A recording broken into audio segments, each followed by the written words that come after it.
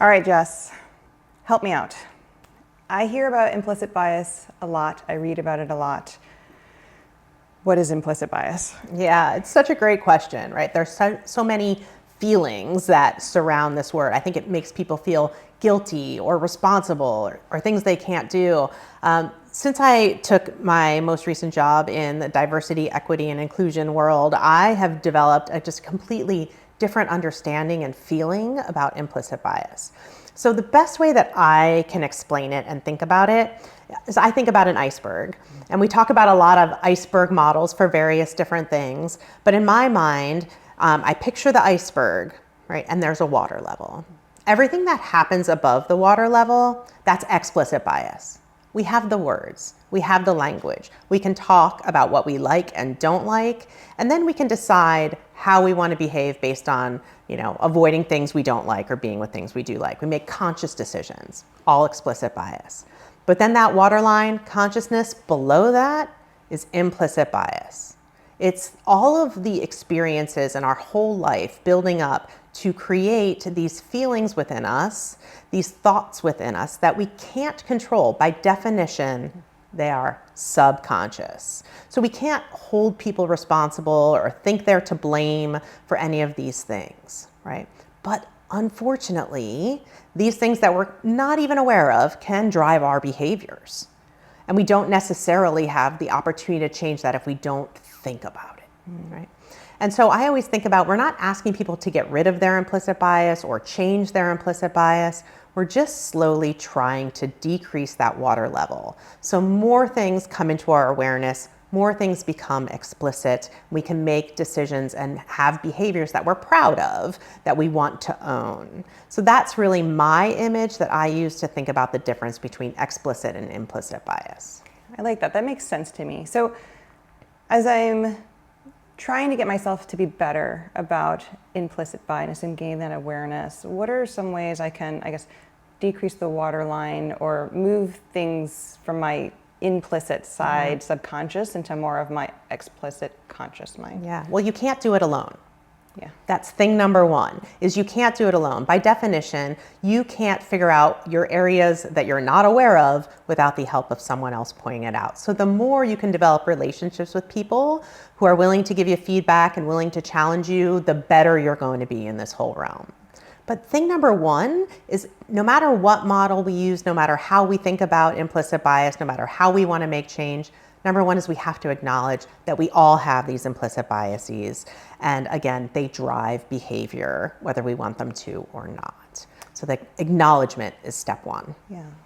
Can you give me an example, maybe in healthcare, where you see implicit bias? What kinds of things come up? Yeah, absolutely. So I think we read and talk a lot about implicit bias with race and implicit bias with gender, and it's absolutely true. It affects how closely we follow guidelines, how well we treat patients, the decisions we make. Again, implicit bias driving behavior.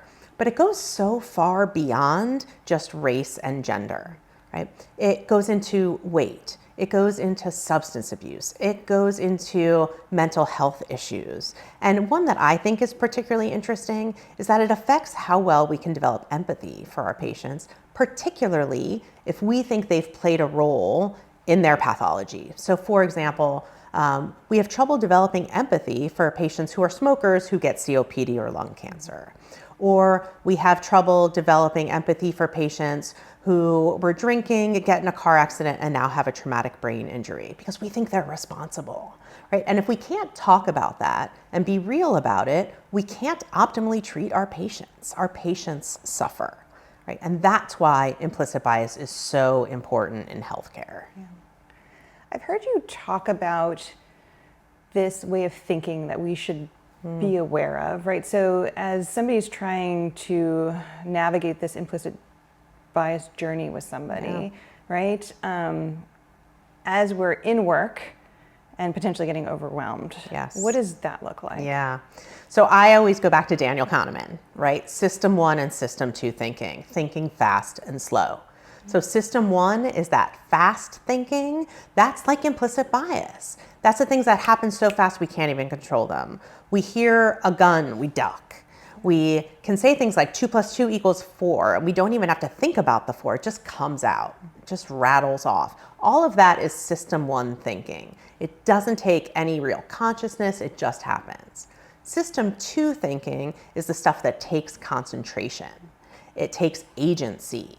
We have different parts of our brain that function there. It takes more energy, it takes more glucose, but that's really where we problem solve and use our executive functioning and really dive in, is that system 2 thinking.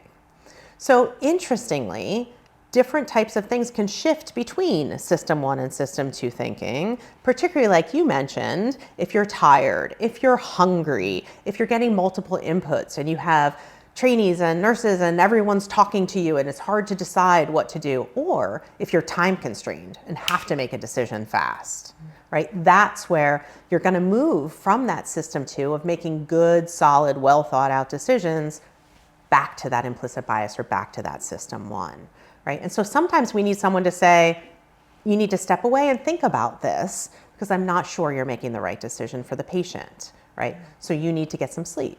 You need to get some help. You need to think about this differently, whatever that might mean. And again, none of that means we're bad or wrong or can't take good care of patients. It just means that we have to take a step back and go into that system 2 thinking again that we were coming out of because we were tired or busy or whatever the case may be. I feel like already so much of what you've mentioned I've dealt with. I certainly recognize some of these things in my own thinking. There's a Cook-Ross model. Can you talk a little bit about that? Yeah, absolutely. So the Cook-Ross model talks about like how do we become more in touch with these biases and what can we do to overcome them. And again, that step 1 is acknowledging that we have bias is such an important part. And then they talk about using a flashlight on yourself. I just think about that as self-reflection. How can I take my biases, take a deeper look, become more aware? So maybe doing an implicit association test, maybe just having conversations, but somehow reflecting on your own biases. But then it gets to sort of the more challenging areas because we have to acknowledge that maybe we're wrong. Right? So we have to sort of practice constructive uncertainty and think, wow, maybe what if I am wrong? What might I harm? Who might I harm? What bad decision might I make? Right? And then we have to sort of live with the discomfort that goes along with maybe I'm wrong, right? And then we have to engage with people who are different than us, who may have different perspectives or may be able to broaden our lens on the world and help us think about it.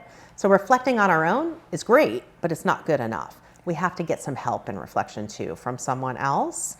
And then we need them to give us honest, real feedback. And we start that whole cycle over again. And doing that over and over when we have time, when we have energy, when we find ourselves in need of doing so because we're making bad decisions, all of those things can happen throughout our life. Like it's a lifelong journey, truly, to examine our implicit biases and act in a way that we're proud of.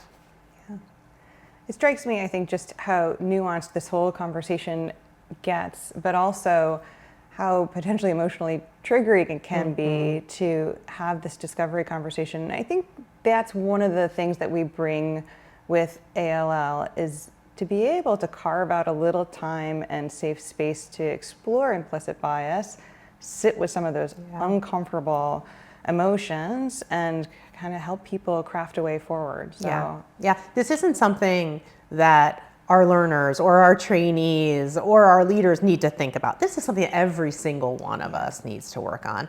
And we're willing to share our vulnerabilities and our mistakes and our biases to help others get there. But yeah, we just need people to want to be better. And I think you're absolutely right. I think we do a pretty good job of bringing that in. And we have a whole workshop where we can build in some skills, some ways to reflect, some ways to get feedback, all to become better at this. So I hope folks will join us for that. Yeah, thanks.